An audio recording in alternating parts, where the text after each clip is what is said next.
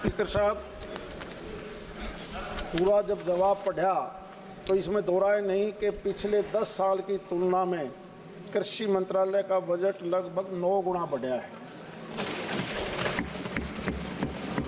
फिर भी मैं माननीय मंत्री जी से पूछना चाहता हूं, क्योंकि आज का मैं हरियाणा प्रदेश की बात करूं तो वो किसान नहीं है, किसान तो बड़े फार्म हाउस के लोग हैं, वो है खेती हर मजदूर। क्या उस मजदूर को मनरेगा में शामिल किया जाएगा जो अपने खेत में काम करता है? साथ में क्योंकि मौसम बदलता रहता है और ऐसे मौसम में इस बार बारिश बहुत कम है, हरियाणा प्रदेश में तो लगभग सूखा है, बगैर पानी फसल पैदा नहीं हो सकती। क्या इस साल कोई मुआवजा किसान को देंगे? और क्योंकि सरकार का इंसेंटिव खासकर डीएपी यूरिया जो नहीं अपने खेत में डालता, क्या उसके अंदर उस प्रति एकड़ जो केवल जैविक खाद यूज करता है उसको 10,000 रुपये पर एकड़ किसान को देने के लिए कोई इंसेंटिव है भारत सरकार के पास? माननीय अध्यक्ष महोदय, मनरेगा की अपनी गाइडलाइन है, उसके अंतर्गत 100 दिन के रोजगार मांगने पर उसको मजदूरी दी जाती है।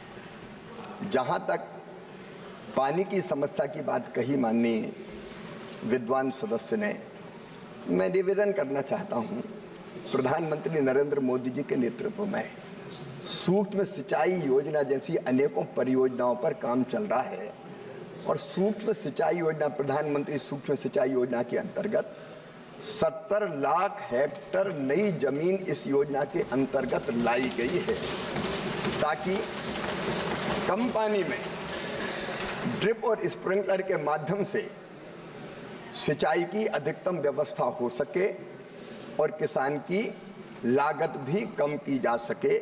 और इसके अलावा भी मुझे कहते हुए गर्व है कि नरेंद्र मोदी जी की सरकार है जो रिवर लिंकिंग जैसे प्रोजेक्ट पर काम कर रही है।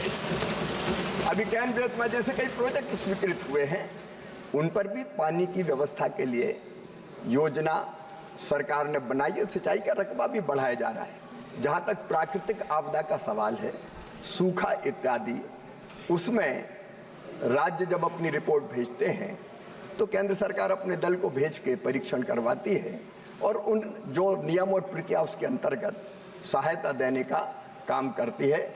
मैं हरियाणा के किसानों को प्रणाम करता हूं, उन्होंने देश के अन्न के भंडार भरे हैं, उनका आदर करते हैं।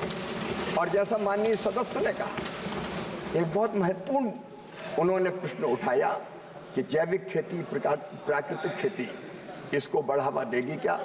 मुझे कहते हुए प्रसन्नता है कि प्राकृतिक खेती मिशन प्रधानमंत्री जी के मार्गदर्शन में प्रारंभ किया जा रहा है और धीरे धीरे अधिक केमिकल फर्टिलाइजर के उपयोग के कारण जो नुकसान हो रहा है मानव शरीर पर भी उसका प्रभाव पड़ रहा है और जमीन की उत्पादक क्षमता भी कम हो रही है।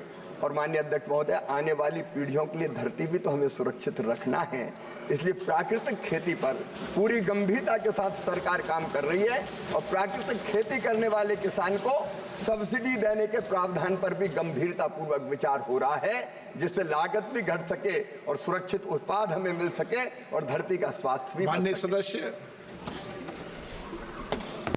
जिस प्रकार से माननीय मंत्री जी ने बताया, क्योंकि हम पिछले 20 साल से सुन रहे हैं अध्यक्ष महोदय, हमारी इस यमुना के ऊपर 3 डैम बनने थे जिससे थोड़ा बहुत पानी हमें मिल जाए, लखवार, रेणुका और किसाऊ। क्या भारत सरकार हमें ये बताएगी कि वो जल संसाधन पूरा हो जाएगा? जल संसाधन मंत्री बताएंगे।